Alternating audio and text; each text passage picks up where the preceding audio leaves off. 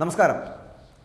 അതെ അണ്ണൻ ഇനി എത്ര ബലമായി അടിവരയിട്ട് പറഞ്ഞാലും ശരി, കേന്ദ്ര വിജ്ഞാപനം വന്നതോടെ കേരളത്തിൽ ഉൾപ്പെടെ പൗരത്വ ഭേദഗതി നിയമം നടപ്പായി കഴിഞ്ഞു എന്ന് പറയട്ടെ.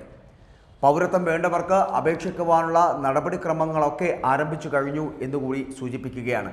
അതുകൊണ്ട് അമാതിരി കമൻ്റൊന്നും വേണ്ട കേട്ടോ എന്ന് പറയുന്ന ഒരു പോസ്റ്റ് ഉണ്ട് കേട്ടോ.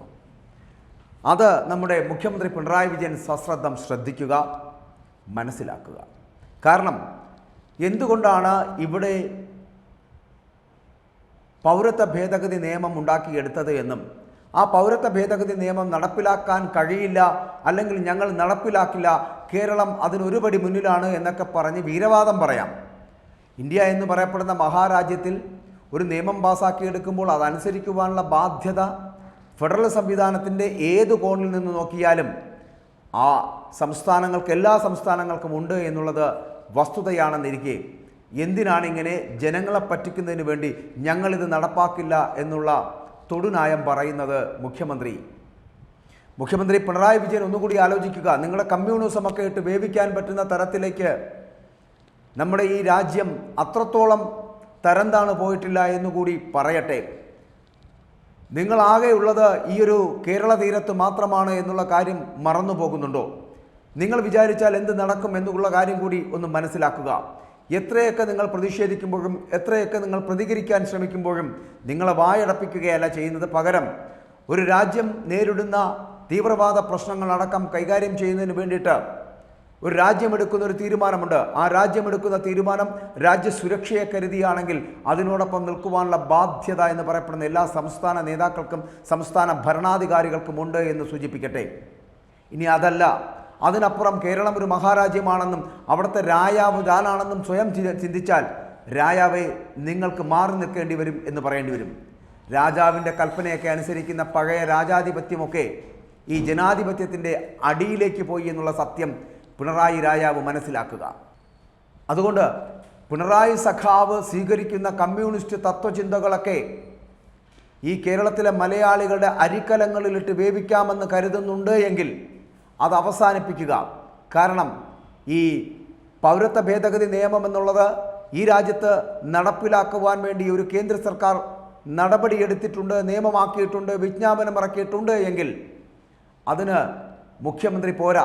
കേരളത്തിലെ മുഖ്യമന്ത്രി ഇനി എത്ര വട്ടം പറഞ്ഞാലും അത് നടപ്പാകില്ല എന്ന് എത്ര വട്ടം പറഞ്ഞാലും നടപ്പാക്കുക തന്നെ ചെയ്യുമെന്നുള്ള കാര്യത്തിൽ സംശയമില്ല. മുഖ്യമന്ത്രി അത് മനസ്സിലാക്കുക. കാരണം ഇനിയും ഏറെ ദൂരം സഞ്ചരിക്കാനുണ്ട് എന്ന് താങ്കൾ കരുതുന്നത് താങ്കളുടെ രാഷ്ട്രീയമാണ്. ഒരു രാജ്യം തെരുവിലേക്ക് പോകരുത്, തീവ്രവാദികളുടെ കൈകൾ അകപ്പെട്ടു പോകരുത് എന്ന് ചിന്തിക്കുന്നത് രാജ്യസുരക്ഷയെ കരുതിയാണ്. അത് രാജ്യത്തിനോടുള്ള രാജ്യസ്നേഹം കൊണ്ടാണ്. ആ രാജ്യസ്നേഹം എന്നുള്ളത് ഒരു ന്യൂനപക്ഷ വിഭാഗങ്ങളെയും ഈ ഇന്ത്യയിൽ നിന്ന് തുടച്ചു നിൽക്കുക എന്നൊരു ലക്ഷ്യത്തോടെയല്ല. അങ്ങനെ പറഞ്ഞ് പഠിപ്പിക്കരുത്, അങ്ങനെ പറഞ്ഞ് നിങ്ങൾ പഠിക്കരുത്. മുസ്ലിങ്ങൾ അടക്കമുള്ള ഇന്ത്യക്കാർ ഇന്ത്യയിൽ തന്നെ ജീവിക്കും. അവർക്കൊരു തരത്തിലുള്ള മാറ്റവും ഉണ്ടാകില്ല. അവരെ ഒരു നാട്ടിലേക്കും പലായനം ചെയ്യിപ്പിക്കുകയുമില്ല.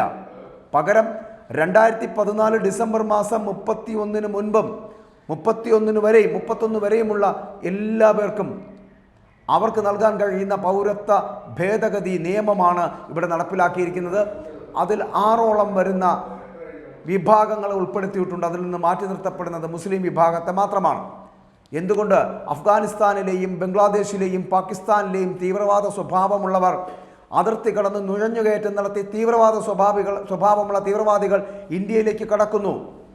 ഇന്ത്യയെ ഒറ്റുകാരന്മാരാക്കി നിന്നുകൊണ്ട് ചാരന്മാരായി പ്രവർത്തിച്ചുകൊണ്ട് ഇന്ത്യ എന്ന് പറയപ്പെടുന്ന മഹാരാജ്യത്തിൻ്റെ ആത്മാവിലേക്ക് ബോംബ് സ്ഫോടനങ്ങൾ നടത്താൻ ശ്രമിക്കുന്ന തരത്തിലുള്ള തീവ്രവാദ ബന്ധങ്ങളുള്ളവർ ഈ നാട്ടിലേക്ക് നുഴഞ്ഞു കയറുന്നത് കൊണ്ട് അവസാനിപ്പിക്കണം.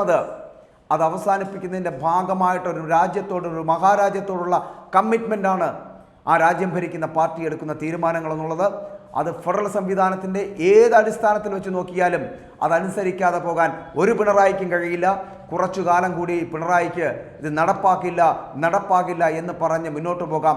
ജനങ്ങളെ കബളിപ്പിക്കുകയും ചെയ്യാം, പറ്റിക്കുകയും ചെയ്യാം. സുപ്രീം കോടതിയിൽ ഒരു സ്റ്റേ വാങ്ങുന്നതിന് വേണ്ടിയിട്ടുള്ള ശ്രമങ്ങളും നിയമ പോരാട്ടവും നടത്താം. പക്ഷേ ഇത് നടപ്പിലാവുക തന്നെ ചെയ്യും പിണറായി.